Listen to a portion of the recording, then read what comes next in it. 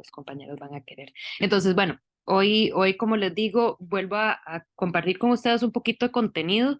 Les he habilitado en mediación varias lecturas por si quisieran complementar a lo que vamos a abordar hoy, que en particular es eh, el, la trayectoria, digamos, del interés en gestión de públicos en los museos, así como algunos aspectos del aprendizaje en los museos. O sea, hoy en día la gran mayoría de museos tienen un departamento de educación, es uno de los departamentos más importantes y sin embargo suele ser el departamento que menos apoyo, podríamos decir, recibe, aunque se podría considerar uno de los departamentos pues, más importantes dentro de cualquier museo.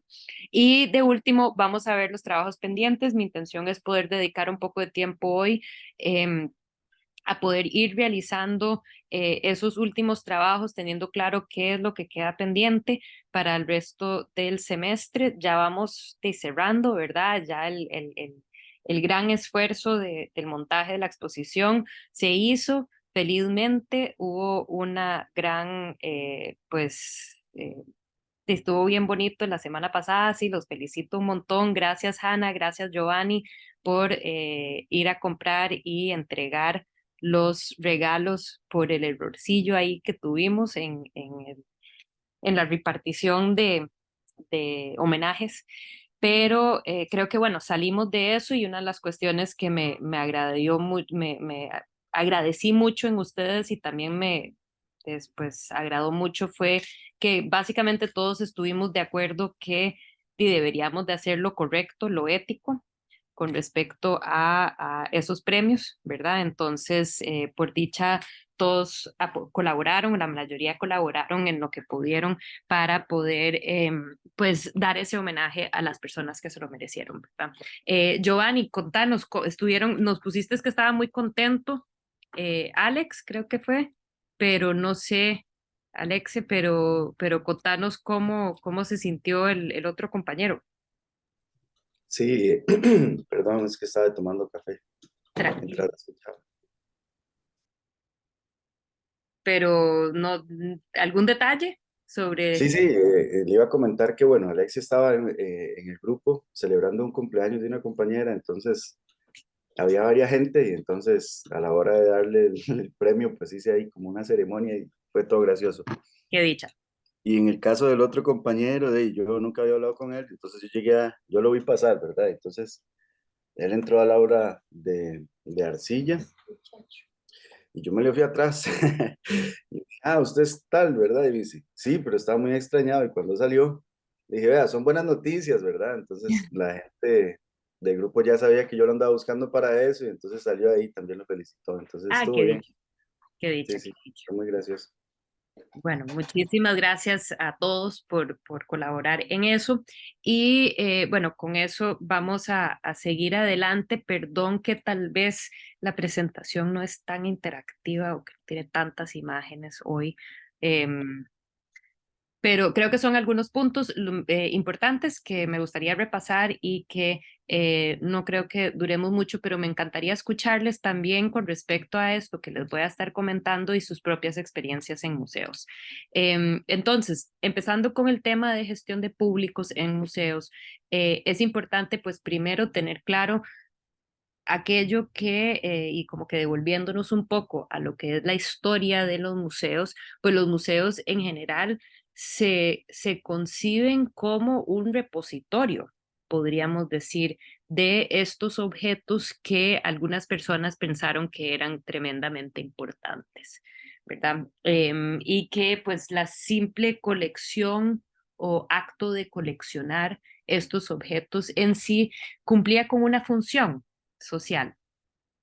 Sin embargo, nos vamos dando cuenta, o la gente se va dando cuenta en el siglo XIX, desde mediados del siglo, que va iniciando a haber una preocupación por orientar los museos en una labor más educativa. Y entonces se empieza a ver una crítica, digamos, y sucede despacio, no es algo que sucede de un momento de un momento para otro, sino que pues se da con el tiempo que nos damos cuenta que los museos habían dedicado casi que exclusivamente al objeto, a categorizar esos objetos, a ponerlos y exhibirlos de una manera que parecía bastante obvia, que hubiera sido taxonómicamente, ¿verdad? Entonces, haciendo estas categorías y como que exhibiéndolos de esa manera o eh, cronológicamente, ¿verdad? Y entonces, en estas maneras, como que para los científicos, los especialistas, les parecía bastante obvio, pero que lo que se empezaron a dar cuenta es que exhibir de esa manera no tomaba en cuenta de ninguna manera al público. Entonces, se empieza a considerar al público. Y ya para el siglo XX empezamos a ver algunos cambios, algunas técnicas de poder evaluar el impacto que está teniendo el museo. Entonces, hay estas técnicas de seguimiento en sala en donde se le seguía a la gente que estaba en las salas. Y con eso había esta intención de concebir exposiciones que fueran más innovadoras, que capturaran la atención del público, que aprovecharan ese valor, ese potencial educativo que tienen los museos, ¿verdad? Y entonces, entre otras cosas que se empiezan a dar, es que ya se empiezan a colocar el mobiliario para que ayude en el flujo del movimiento del público, ¿verdad? Y que entonces ya se empieza a concebir que hay un trayecto dentro de el recorrido que se puede hacer. Entonces no es simplemente, bueno, vamos a poner ahí todo lo que tenemos en la colección, sino que además vamos a empezar a seleccionar.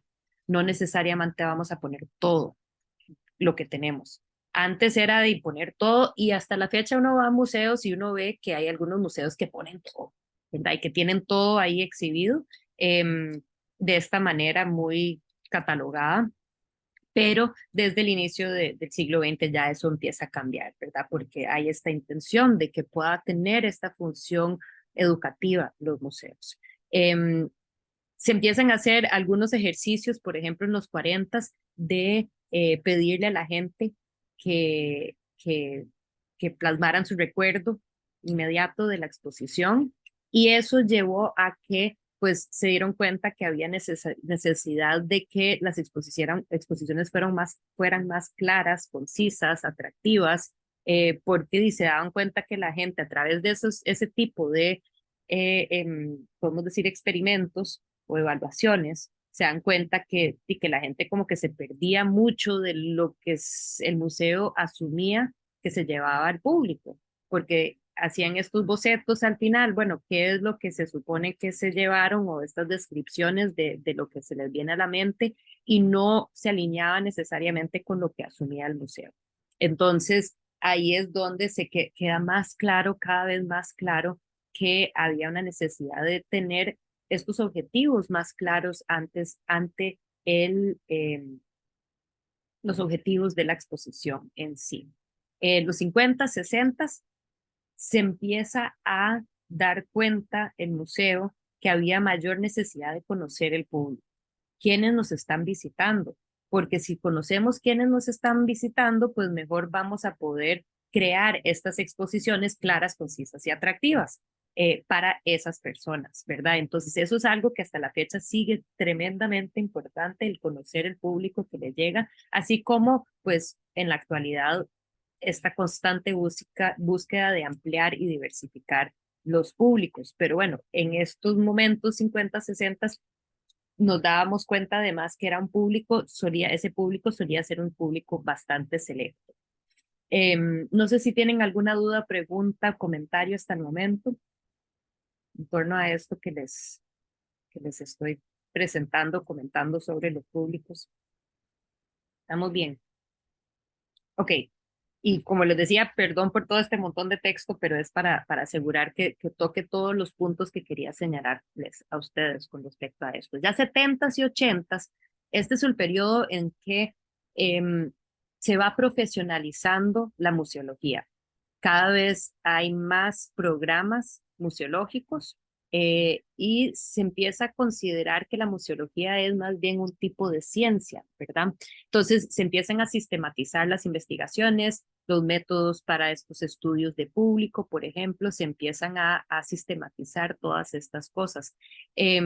Y eh, nos damos cuenta de que el público que el papel esencial o sea, que el público tiene un papel esencial en el museo. O sea, ya no era solo este interés que vimos en los 50s y 60s de conocer ese público, sino que ya en este momento se asume plenamente el papel esencial del público en los museos. O sea, sin el público, en la actualidad, y casi que podríamos decir que para nada existen los museos, más allá de ser un repositorio de esas colecciones, pero pues ya nos dimos cuenta en esta época de los 70, 1972, se celebra una actividad sumamente importante conocida como la Mesa Redonda Santiago de Chile, en donde pues específicamente nos damos cuenta del papel social que tienen los museos, ¿verdad?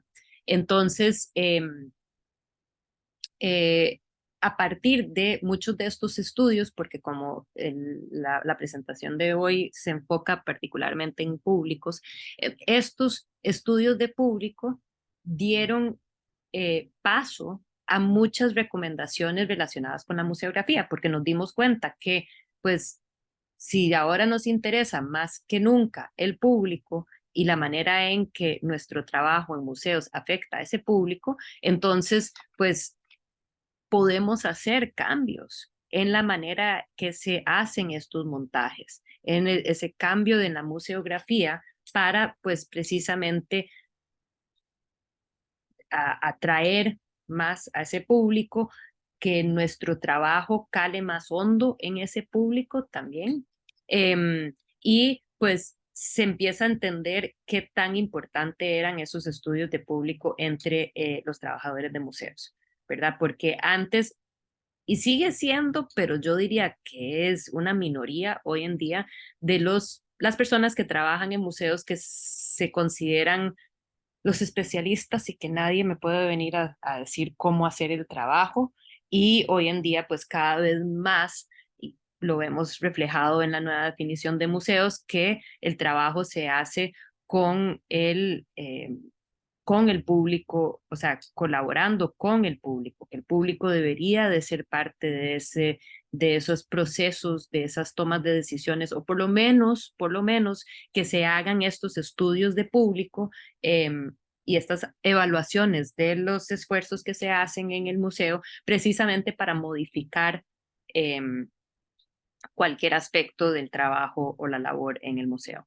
Entonces, entre otras cosas, se dieron cuenta en estos años que habían diferentes fases posibles para ese estudio de público, que podría ser antes formativa mientras se está haciendo. Entonces, antes, pongamos que estamos hablando de una exposición, ¿verdad? Y entonces, pongamos el caso nuestro. Si hubiéramos hecho un proceso de estudio de público, considerando que nuestro público era principalmente la Escuela de Artes Plásticas, entonces, si antes del haber ideado pertenencias, hubiéramos hecho un estudio de público desde un principio y como que empezar a abordar, bueno, cuáles son los intereses de la gente. Luego, formativa, cuando ya establecimos pertenencias como el tema, pero estábamos en proceso de generar digamos, las bases sobre las cuales se iba a montar la exposición. Entonces, si en ese momento también se podría trabajar con un estudio de público, correctiva, por ejemplo, cosas que me acuerdo en la exposición, Hannah se dio cuenta de repente que uno de los textos estaba donde no, o sea, se confundieron y pusieron el texto, no me acuerdo si era el de cuerpos o cuál, en el lugar incorrecto, ¿verdad? Y entonces, bueno, correctiva es cuando ya se ha hecho, tomar en cuenta, en ese caso, pues ella fue parte de nosotros, pero si se tomaría en cuenta algún comentario del público o sea, que se haga este trabajo de estudiar ese público y que se hagan correcciones. Y la sumativa sería al final, ¿verdad? Esa evaluación de todo el esfuerzo al final. Y que este tipo de investigaciones se llevaran a cabo en todas estas etapas podrían mejorar notablemente todo el trabajo del museo, ¿verdad? Y que entonces en los museos, yo diría que desafortunadamente la gran mayoría de los museos en nuestro país en particular, o sea, o por lo menos en nuestro país no se suele hacer. A veces sí se hacen este tipo de evaluaciones, a veces sí se trabaja con el público, pero no es este constante. Y diría yo que, pues, en general, ¿por qué? Y por la falta de tiempo, por la falta de recursos, por la falta de personal para poder llevar a cabo esto. Sin embargo, lo importante es tener claro que eso es un gran aporte y que obviamente mejoraría toda la labor. Eh, en ese contexto también, y a ver, desafortunadamente seguimos usando la palabra educación. Educación está en la nueva definición de museos, con el fin de la educación, ahí está. Eh, y pues,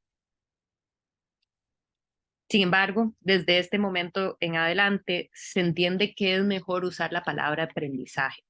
¿Alguien sabe cuál sería la diferencia? Y voy a dejar de proyectar como para, ojalá podernos ver si se animan a encender cámaras.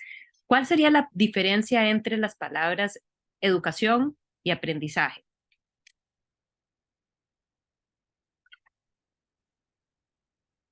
Profe, tal vez comentar, a mí me salta como que tiene que ver con el método, ¿verdad?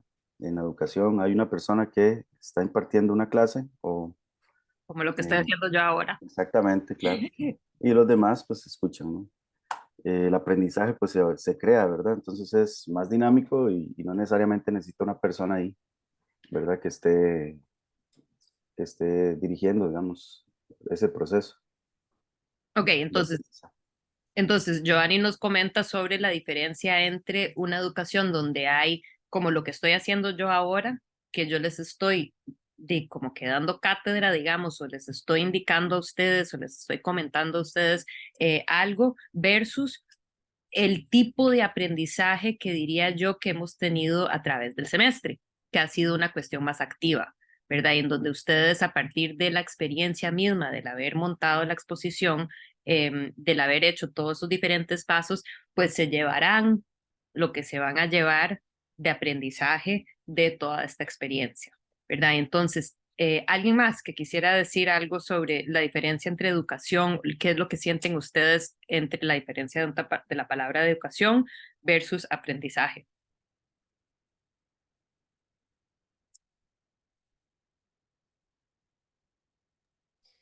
Yo recuerdo que había algo como en la palabra de aprendizaje, pero como de aprender, como de dividirlo, aprender, como, como tener siempre apertura, como de poder volver a pasar siempre como por esos lugares, como que educar, bueno, como, recuerdo como con Giovanni, ¿verdad? Eso de que una vez, como de que usted se aprende esto, lo memoriza y ya, no lo sigue como visitando.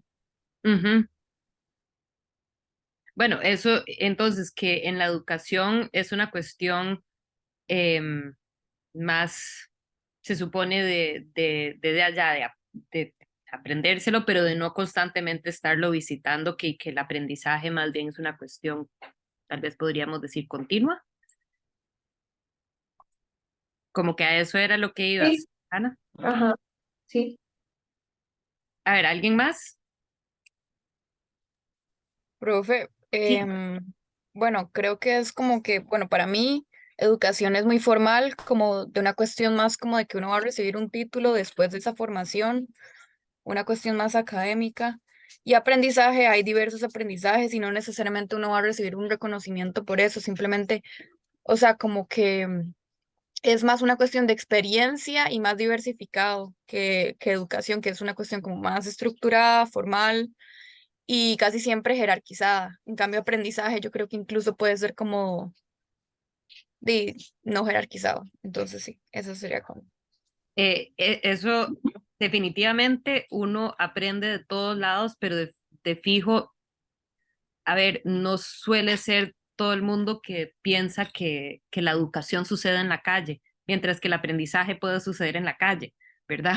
El aprendizaje puede suceder donde sea y definitivamente el uso de la palabra que usaste ahorita de jerarquizado, yo estaría totalmente de acuerdo. Uno de los problemas que tengo yo con la palabra educación es que implica, aunque tal vez no está ahí en la palabra misma, y puede ser que seamos en la actualidad como que estamos tan preocupados con este tema, pero que es una cuestión vertical, ¿verdad? Aquí yo estoy la profe que les estoy enseñando a ustedes y yo necesito que ustedes aprendan lo que yo les estoy enseñando, ¿verdad? Y el aprendizaje es otra cosa, ¿verdad? Porque el aprendizaje más bien se enfoca en ustedes, los sujetos de ese aprendizaje, ¿verdad? Y entonces eso fue algo que se empieza a dar en ese periodo y que fue sumamente importante y que hasta la fecha seguimos usando la palabra educación y de que pues los museos existen con este fin de educar al opuesto de lo que tenían ese fin original de solamente coleccionar, ¿verdad? Y entonces en ese sentido se sigue usando esa palabra sigue siendo sumamente importante en el contexto específico del ICOM, por ejemplo, uno de los aspectos que, que se había criticado con la definición del 2019, la propuesta de definición de 2019 es que no tenía la palabra educación y todo el mundo se volvió loco. ¿Cuáles eran algunas de las preocupaciones? Y para que sepan, una de las grandes, graves preocupaciones es que si no tuviera la definición, la palabra educación, entonces implicaría recortes presupuestarios de parte de estados que basan su financiamiento de los museos pensado en que son estas instituciones de una educación tal vez no formal, ¿verdad? Pero de educación. Y que si eliminamos el término educación, pues había muchísima gente que estaba muy preocupada de lo que sucedería en sus países. O sea, mucha gente de museos que estaba muy preocupada qué sucedería si se quita la palabra educación, aunque se reemplazara por aprendizaje. Pero, pues por lo mismo de lo que dicen y lo que dijo Antú en particular de como que de cierto modo es como que esa formalidad, aunque entendemos que en los museos no suele ser no es la educación formal, pero al usar la palabra educación, pues suele a como que dar esa noción de que tiene ese servicio adicional que está ahí. Y que si eliminamos esa palabra, pues iba a haber mucha gente preocupada. Y por otro lado, algo parecido al término conservar, ¿verdad? Que la definición tiene la palabra conservar dentro de las funciones del museo y porque conservar era dentro del ICOM existe lo que es el Comité Internacional de Conservación, ¿verdad? Entonces es ICOM-CC, CC es Committee for Conservation, Conservation Committee, de conservación. Entonces, si cambiábamos a preservar en vez de conservar, como que quedaban ellos un poco eh, se complicaba eso un poco, igual que hay un comité internacional dentro del ICOM que se llama SECA, que es Comité de Educación y Acción, ¿cómo es? SECA es, ya les digo, perdón.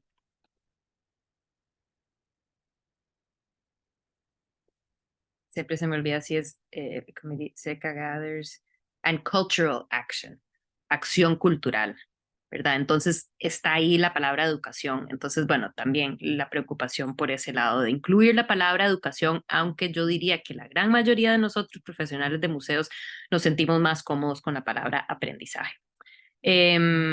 Ok, sigo.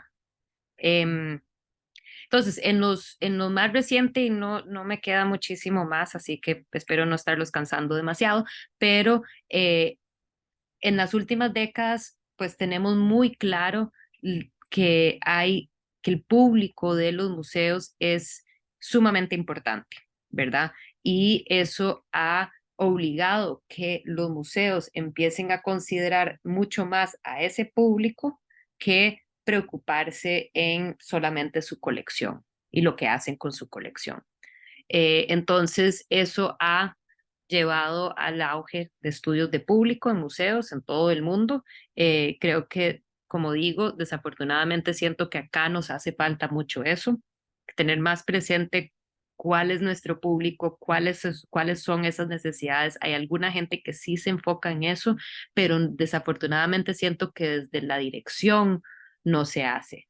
¿Verdad? Y que entonces tal vez los departamentos de educación lo tienen más presente y se preocupan por ese público, pero sin embargo, en general, en el mundo entero, pues hay ese auge en estos estudios para conocer las características de ese público, cómo ese público interactúa con los museos. Y desde esto también hay como esta noción democratizadora por parte de los distintos estados, algo que nuevamente siento que no se hace lo suficiente acá, porque en nuestro país no está tan preocupado por los museos. El Ministerio de Cultura ni siquiera tiene una persona nombrada que sea como un ente, una persona, o sea, no hay ni siquiera oficina, no hay ni siquiera una persona, mucho menos una oficina de museos que se preocupa por los museos estatales, ¿verdad? Que son los museos más grandes. Pero bueno, en otros países sí ha habido mucho interés en impulsar desde el gobierno central esta mejor labor educativa para que los museos tengan este carácter público y que les sirvan al público mejor. Y con eso dicho también, por otro lado, entonces, por un lado tenemos estados que dicen, ok, aquí tenemos estas excelentes instituciones que nos pueden colaborar en el proceso de aprendizaje de nuestros públicos, de nuestra gente, ¿verdad? De nuestra ciudadanía. Y por otro lado, pues en particular los museos que son privados, si tienen una, un interés en mejor comprender ese público con estos fines mercadológicos para ayudar a sufragar los gastos. Si atraemos más al público, si más gente viene, nos va a ir mejor, porque van a pagar más entradas, van a gastar más en la tienda del museo y eso nos va a ayudar a nosotros mejor poder sufragar los gastos dentro del museo, ¿verdad? Entonces, este estudio de público ha ayudado para en ambos aspectos. Entonces, ¿cuáles son estas nuevas consideraciones? Ya el visitante no es únicamente un receptor, sino un agente activo. Ese agente activo, y esto es algo que probablemente ustedes han sentido cuando han ido a museos, es algo que yo lo siento cada vez que voy a un museo. Yo selecciono la información que me resulta relevante y hago uso de la forma particular de esos elementos del museo, ¿verdad? Y entonces, dependiendo de lo que yo quiero hacer, yo agarro de todo lo que me ofrece el museo. El museo ofrece muchas veces mucho más de lo que yo puedo absorber. Pero entonces yo agarro aquí, yo agarro acá, ok, este texto de pared me parece o me resulta interesante, y pues esto otro, y todo esto cronológico, toda esta terminología científica no me parece tan interesante. Entonces yo voy agarrando lo que necesito y yo soy un agente activo de mi propio aprendizaje dentro del museo. También se empieza a considerar al público como un cliente que no solo va al museo para estos fines educativos, sino que también por ocio y turismo, ¿verdad? Y entonces al darnos cuenta de eso, de esos otros fines que puede tener el museo pues responde a eso, ¿verdad? Y queda claro que no todos somos iguales, que dentro de este mismo aspecto de yo como agente activa dentro del museo, el museo queda claro, o le queda claro al museo de la subjetividad de cada visitante, ¿verdad? Que cada uno de nosotros es diferente, cada uno de nosotros ve las cosas distinto.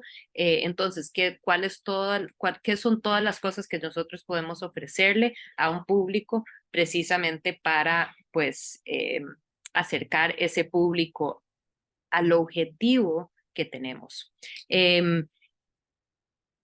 Dentro de esto, una de las cosas que quería señalar es un poco ese cambio de modelos de aprendizaje que se usan en los museos. Entonces, podemos decir que anteriormente se enfocaba más en y siguen habiendo museos que hacen esto, desafortunadamente, y hasta la fecha, en donde el modelo de aprendizaje es conductista, un poco esta noción de que, bueno, primero, la esencia del conocimiento está en el objeto, entonces que el objeto en la colección es lo más importante. Ante ese objeto, el público es pasivo, ¿verdad? Entonces, el objeto tiene toda la información, el objeto tiene toda la importancia. Yo como público estoy aquí como un agente, como una persona pasiva que nada más estoy aquí para absorber aquello que me puede indicar. Eh, es exitosa ese aprendizaje conductista si yo puedo, si mi conocimiento, el conocimiento que yo llevo de esto es una copia fiel de la realidad, ¿verdad? Entonces, un poco estas imágenes de, de esta noción de que lo tenés que hacer así y si lo has hecho así, entonces has sido un éxito. Y dentro de departamentos de educación, ese proceso, si se sigue el modelo conductista, es una dosificación del conocimiento. Entonces, dependiendo del público que llega, por ejemplo, a una visita guiada, si son niños pequeños, si son niños de la escuela, si son ya jóvenes adultos del colegio, si son universitarios, dependiendo de la edad, el rango de edad, yo les voy a dosificar la información, yo les voy a dar más información y yo espero que ustedes aprendan más cosas dependiendo de su nivel dentro de este espectro, ¿verdad? Eh, pero por otro lado está el modelo constructivista que yo diría que la gente de los departamentos de educación solemos tratar de acercarnos a esto, que entonces la esencia no está en el objeto, sino que en el conocimiento, la esencia del conocimiento está en el sujeto.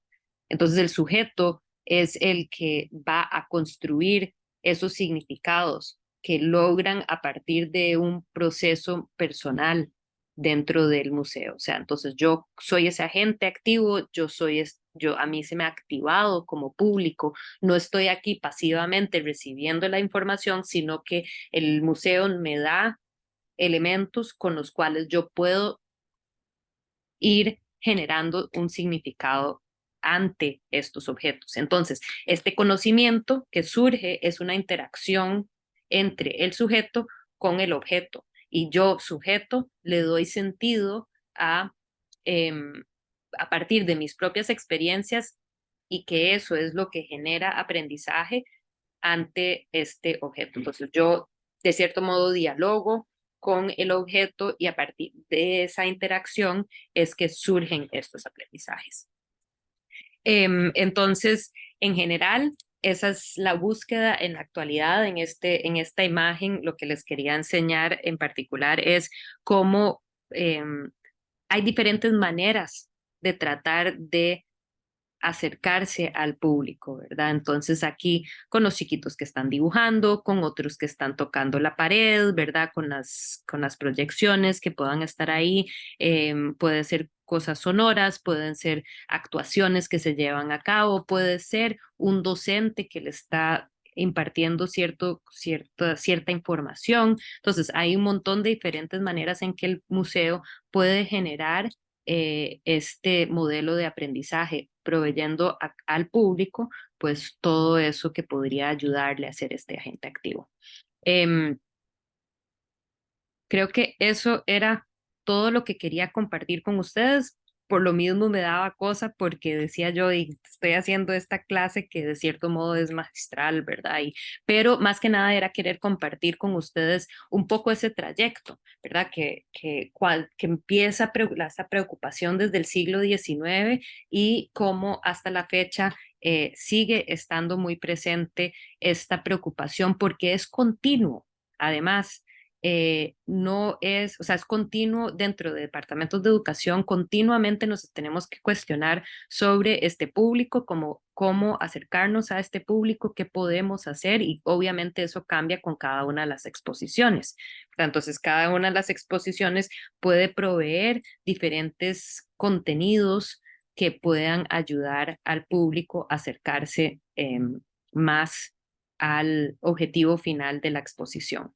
Entonces, no sé si quisieran decir algo, comentar algo con relación a esto que he estado comentándoles. Se me ocurre, tal vez, Paula, nos puedes contar un poquito sobre los diferentes elementos que habían en la exposición se me fue el nombre, de la crítica que usted escribió De Rolando sobre, Fava. ajá, Rolando Fava, la exposición de Rolando Fava. ¿Qué fueron algunos de los elementos que incluyó el museo precisamente con el fin de tratar de generar diferentes accesos eh, al, al fin de esa exposición? Bueno, o sea, primero que todo, como que, o sea, la exposición en sí, tal vez lo que yo vi fue que al principio sí como que agregaron ciertas cosas, me acuerdo como que había como que pusieron como una mesita para que la gente como tipo como que creara cosas siguiendo las ideas que él proponía, ¿verdad? Pero Habían como que solo materiales está, ajá, ajá, como para siguiendo dibujar esto o lo porque, que o sea, sea. ajá, habían puesto como un panel a donde decía como los materiales que él usaba, que él pues usaba tipo papel de burbuja y todo eso, entonces tenían esos mismos materiales ahí para que la gente como que también repitiera eso mismo. También como que siguiendo esta idea de que pues el público elige la información que quiere, tenían como un televisor a donde uno podía como elegir qué videos ver sobre Faba, sobre entrevistas de él. Entonces como que uno elegía el que uno quería ver. Y Era un touchscreen ajá, y uno podía escoger, ajá. ajá, ajá. Entonces como que había varios videos y tipo uno elegía lo que quería ver, ¿verdad? Entonces ahí decía como que, no sé, él hablando sobre tal cosa o sobre esto otro, entonces al final como que yo, tipo, por ejemplo, yo elegí el que a mí me interesaba. Supongo que el resto fue igual. También algo que me pareció muy chiva fue que, este, como que agregaron los libros o fuentes tipo que utilizaron para hacer la exposición. Entonces habían como dos mesitas y ahí estaban como los libros que ellos como que habían utilizado para la investigación de la exposición y también de paso estaba ahí el libro que hizo la curadora sobre la exposición en sí. Pero eso más que todo estaba como en la primera parte de la exposición, ya en el resto era más como solo de ver, nada más. Ujú. Ajá, tal vez otra cosa como diferente también, que también ayudó fue que en la siguiente sección agregaron todo un panel así como gigantesco a donde como que explicaban tipo el proceso creativo de él y las fuentes y todo eso. Entonces como que hicieron como un esquema a donde como que mencionaban como ideas y daban ejemplos de lo que de lo que se inspiró y cómo él reinterpretaba eso al final con obras de él. Entonces Ujú. así como que se entendía cómo él tipo aplicaba eso. Y que cuando nos reunimos em, con María José Monge, la curadora, ella comentó cómo al final, hacia el final de la exposición, muchos de esos elementos surgieron precisamente de la interacción que tiene ella como curadora con el Departamento de Educación, ¿verdad? Porque el Departamento de Educación creo que son tres o cuatro personas. Hay una persona que lidera, pero hay varias otras personas que son parte de ese departamento y que entonces en conjunto con él, la curadora, toman ese tipo de decisiones de qué pueden hacer para pues generar ese acercamiento, porque otra podría haber sido, bueno, aquí vamos a colgar los cuadros de Fava, nada más, ¿verdad? pero en este caso, por ejemplo, yo no he vuelto, fui a verlo y lo vi muy, muy rápido, pero definitivamente yo no soy alguien que me va a poner a hacer cosas con los materiales que estaban ahí, pero sí rápidamente ver la infografía que tenía los diferentes materiales. Ah, ok, mira qué chida, qué interesante ver los diferentes materiales que usa, ¿verdad? Y probablemente no hubiera tenido yo paciencia de estar viendo un video, no tenía tanto tiempo en mi momento, pero digamos, ahí es donde vemos cómo el museo ha ofrecido todas estos elementos adicionales a lo que es en sí la exposición de un artista y de su obra, ¿verdad? Pero Entonces, los materiales, me estoy acordando que ese día que fui, tipo, y yo siento que también lo pusieron así, más que todo dirigido como a los niños, porque me ujú, acuerdo que ahí como, las mesas hasta que conmigo, son bajitas, ¿verdad? ajá, ajá, entonces conmigo había como, andaba una familia con una chiquita, y la chiquita apenas vio la mesa fue y se quedó ahí todo el rato mientras la mamá, y después ya como que la mamá vino, o sea, eso sí, fue como diferente, porque como que la mamá y papá vinieron y como que le explicaron por qué eso estaba ahí, todo eso, ¿verdad? Pero Ujú, como que ella estaba interesada como tipo en esa creación que como en ver el resto. en ver en los cuadros, claro. Ujú. Sí, y definitivamente, bueno, de eso es parte de esto de tener tener una idea de cuál es el público, ¿verdad? Y de estudiar ese público, porque también yo como mamá o papá puedo ir al museo con mi hijo, y puede ser ante una exposición de arte abstracto, que es en el caso de Rolando Fava, que tal vez los niños no le van a entrar tanto desde un principio, y que entonces de ahí también puede estar feliz el niño, puedo estar feliz yo, la mamá, papá, el papá, ante esta exposición, y entonces cumple con diferentes, eh, pues, eh, públicos, ¿verdad? O llena a diferentes públicos. No sé si alguien más ha tenido alguna experiencia sobre esto, y yo creo que voy a dejar de grabar